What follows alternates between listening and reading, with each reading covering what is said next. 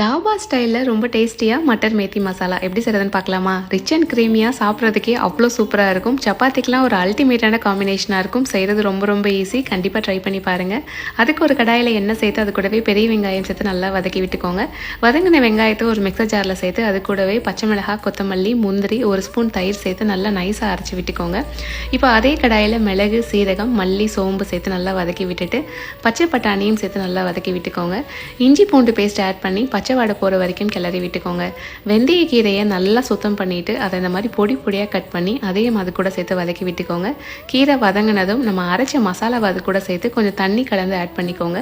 இப்போ இது எல்லாத்தையும் ஒரு சேர கலந்து விட்டுட்டு அது கூடவே உப்பு, தனி மிளகாய் தூள், கரம் மசாலா சேர்த்து மீடியம் ஃப்ளேம்லேயே ஒரு 5 நிமிஷம் நல்லா கிளறி விட்டிங்கன்னா ரிச் அண்ட் க்ரீமியான மட்டர் மேத்தி மசாலா ரெடி.